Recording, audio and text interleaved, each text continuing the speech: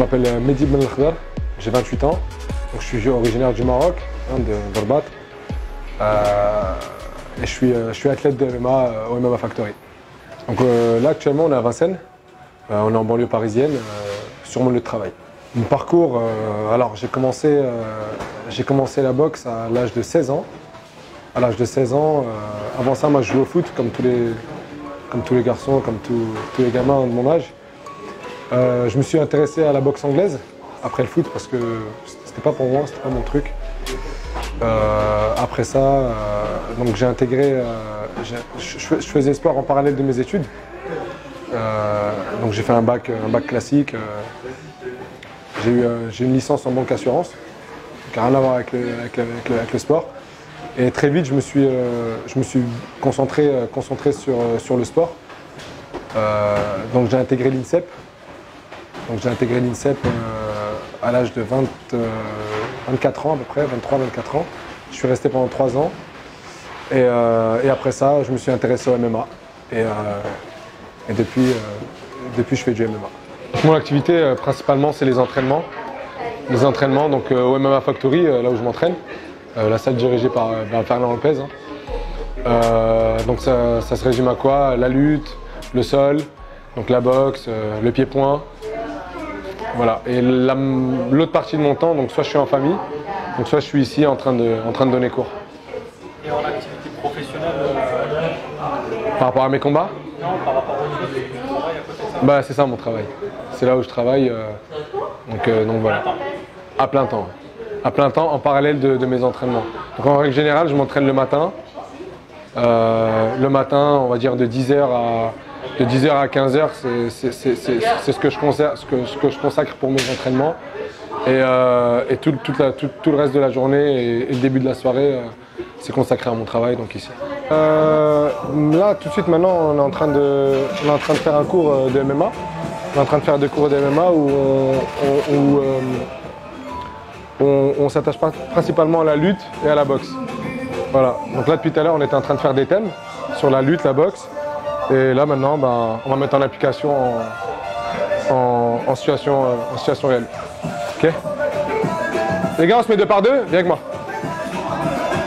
Ce qu'on va faire maintenant, c'est qu'on a le droit de boxer au visage, on a le droit de boxer au corps, on a le droit de faire tomber.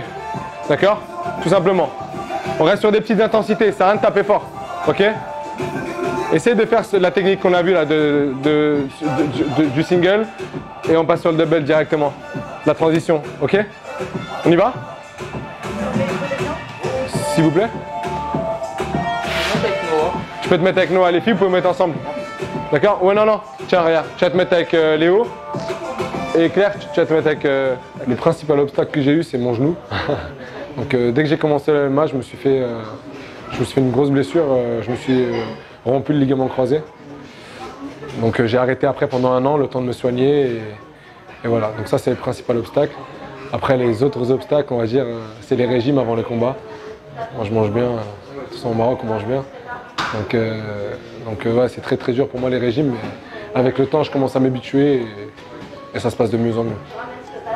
J'ai pas eu de motivation en particulier, c'était de la curiosité. La curiosité, je regardais à la télé, je regardais les combats et tout et je trouvais ça impressionnant et je me suis dit je vais essayer pour voir juste comme ça. Finalement j'ai essayé, j'ai pu lâcher, je suis tombé amoureux de ce sport, c'est la curiosité. C'est juste voilà, je me suis dit on va essayer pour voir. Et au final, là, je suis là où j'en suis aujourd'hui. Mon dernier combat, il date d'il y a 1 mois maintenant. Donc j'ai combattu au Cage Warrior. J'ai gagné. Donc là, j'attends juste je me prépare, je m'entraîne tout le temps. Et j'attends une autre date. Pour une future séance. Mais je pense que 2019, ça risque d'être une très belle année pour moi, Inch'Allah. Donc voilà. Ok, il va falloir améliorer ça. Hein. Alors, sur les ripostes. Du tout? Ok. Sur le doigt de la main, ça fait beaucoup hein, sur 3 minutes. Hein. Si tu m'as fait 5 ripostes, c'est le doigt de la main. Là. 2-3 ripostes. On change de rôle? On voit comment ça se passe? Ok? Même thème, sauf qu'on change de rôle. Intouchable, on prend pas les coups. Là, il t'a dit 30%. Faut que à la fin, tu me dis 20% toi. Pareil pour toi. Tu m'as dit 40, tu me disais 30%. Ok? Enfin, toi, pardon. Ok? On y va, c'est parti. Moi, je suis de Rabat. Je suis de Rabat, ندير العائلة صحراوية صحراوة. وانا من الرباط في يعقوب منصور الا كنت عارف حدا السينما الباهيه دي زانيكدوت. ايوا عندي با كان كيجيبنا كان كيدينا لواحد البحر بحر المدينه راه معروف تما. وانا فاش كنت صغير كان كيسحب لي واش نيت شي بحر واعر. دابا كبرت شويه كنشوف مني غير كندوز قدام البحر كنقول واه بلو جامي ما عمري ما نعوم في هذاك البحر.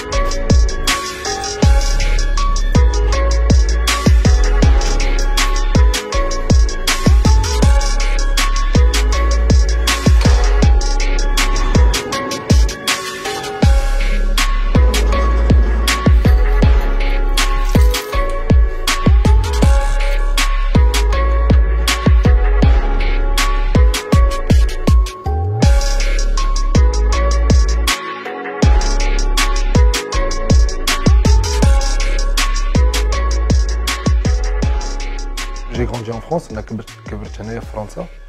وكان عندي ما مير مون بير كبروا في البلاد ما كبروش هنايا. عطاونا دي فالور، عطاونا واحد ليدوكاسيون لي كي ديفيرونت دو ليدوكاسيون ديال هنا الولاد هنايا. Donc cette double culture elle est très importante pour moi. ايوا حنايا qu'est-ce que ça nous apporte? On est différent. On est différent parce que on a d'autres valeurs. أنا مثلا نقول لك واحد سميتو الاحترام ديال الولاد هنايا ماشي الاحترام ديال ولاد البلاد مثلا. لا فامي في البلاد ماشي هي لا فامي هنايا. عندهم دي فالور ديفيرونت. وهنا سي تري امبورطون pour nous d'avoir les valeurs ديال البلاد ماشي ديال هنا. لو ريسبي بحال في البلاد. التربيه كلشي بحال في البلاد ماشي بحال هنا. الماروك دaujourd'hui تقدم بزاف. ça évolue que ce soit le sport que ce soit le الشعب le peuple tout évolue.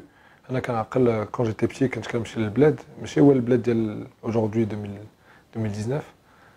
حنا كنمشيو كل عام كل صيف كنمشيو كنهبطوا للبلاد ومن العام لعام كتشوف البلاد كيتقدم. ça évolue, ça avance et c'est important que ça avance comme ça. Faut pas que ça reste faut pas que ça stagne. ما خرجش الحاجه تبقى هي في بلاصه بحال شي حجره. السلام عليكم. الاسم ديالي أمينة. عايشين هنا في فرنسا دوبي بريسك 40 ans. عندي جوج دراري، عندي مهدي عندي هشام.